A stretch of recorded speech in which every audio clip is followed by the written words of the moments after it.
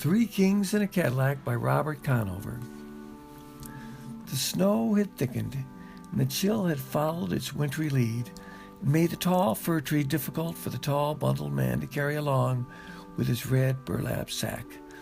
The white, high-finned Cadillac slowed on the white road, and a power window weird down on the front passenger side. The caddy was so big, the three big men all sat in the front seat. "Come in out of there, Frosty," the guy in the red stocking cap called out. "Open the trunk, Frank, so the gentleman can store his tree in there.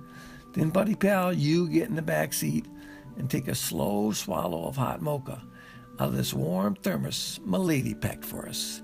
The tall man did as he was told and climbed in the white leather seat, joining the three in the car. The guy handed back the thermos and made the introductions.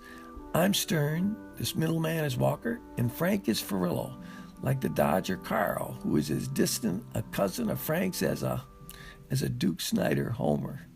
"Yeah," spoke Walker, "I'm CEO of Allied Steel Parts for cars, trucks, and tanks. Our MC Stern here is CEO of Fortified Steel Products for haulers, 18-wheelers, and freight trains. And Farillo is head cheese at Stratified for aircraft components."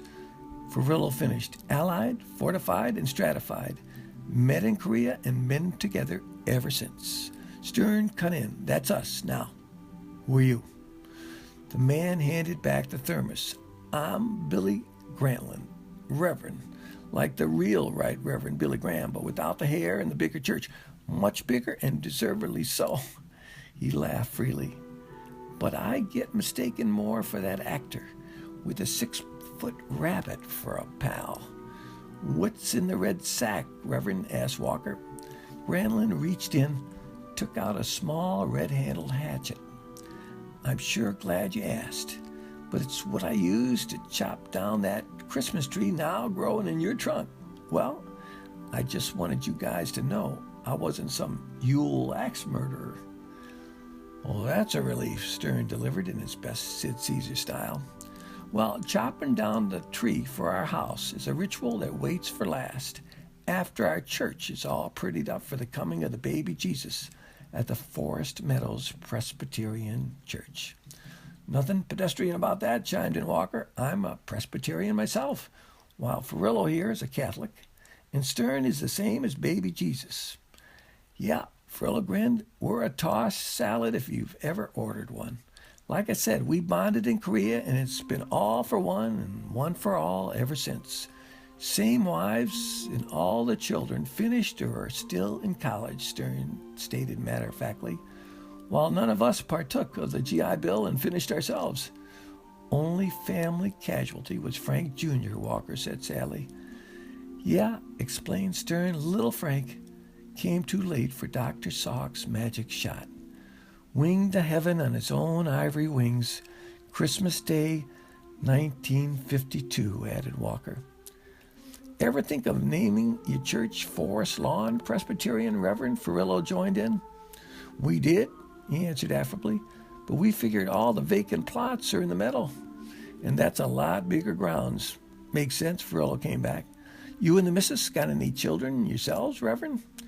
"My wife and I cannot have children, so we adopted 44 of our church families, and they'll all be at the 11 o'clock service tonight for their presents, if we can fit them all in our little Christmas chapel, which pains me because the snow is falling faster than when I hiked a mile and a half to chop down our living room tree."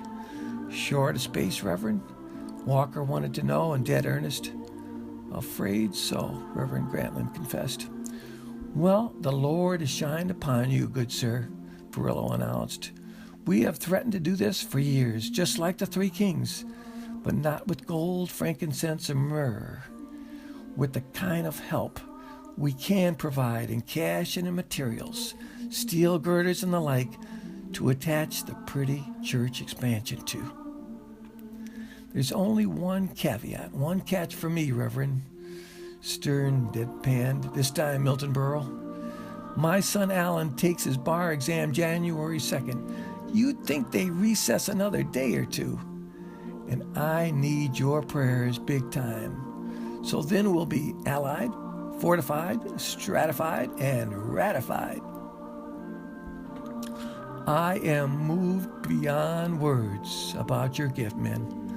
And words, his word, is what I make my living by. Reverend Grantland paused before continuing.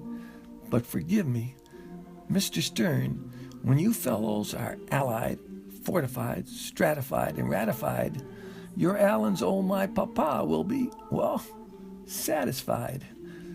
Reverend Billy Grantland paused once more, then started off again. That would make allied, fortified, stratified, ratified, and satisfied. Well, it's not the 12 days of Christmas, but it comes pretty darn close on this glorious night, ye married gentlemen.